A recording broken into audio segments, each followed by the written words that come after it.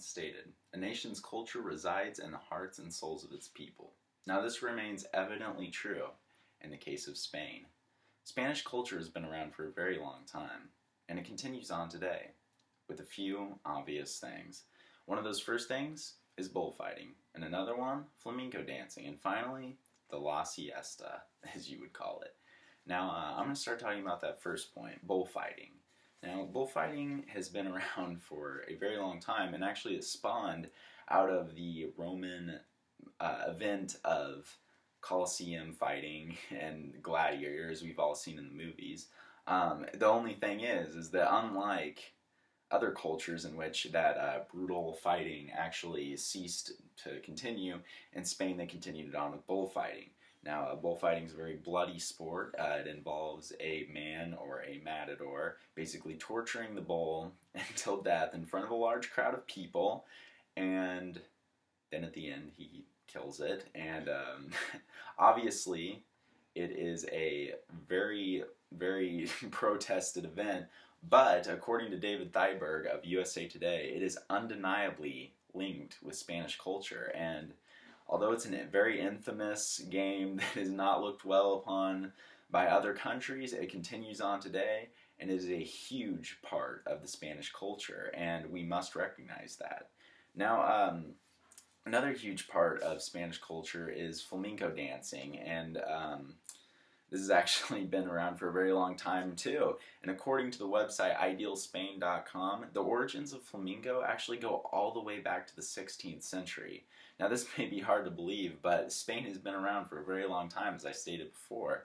And actually, the Spanish gypsies are the ones that created this form of dancing that is so rich in the history of Spain. And it continues on today. Actually, in the book that we are reading right now in our university experience class, the main character talks about it a lot. And if even in modern day Spain that is a huge part of the culture, that's something that we can't ignore. So actually the Spanish consider it their best creation of all and that is an important thing that we must look at. Now, I'm going to move on to La Siesta, or the midday nap.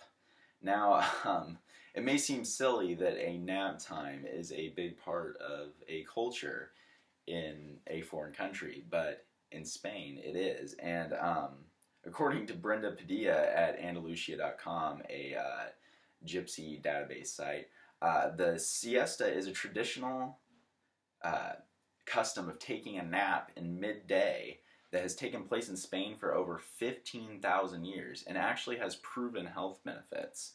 Now, this is a moment in the day and a part of Spanish culture that is considered somewhat sacred by many of its people, and actually today in modern times it is looked down upon, but in many cities and towns in Spain you will find that the majority of the people around midday actually take a nap instead of working for about an hour. And that may seem crazy to a country like America, in which we don't do that sort of thing, but in Spain it's huge to them.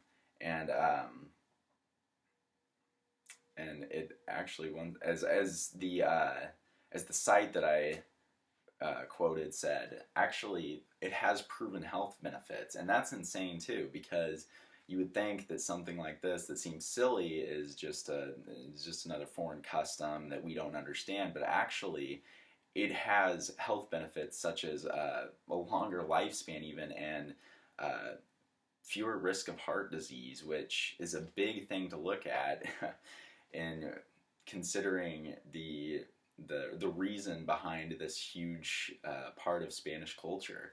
So those are just some of the few giant things that are a part of the colorful cultural traditions of Spain.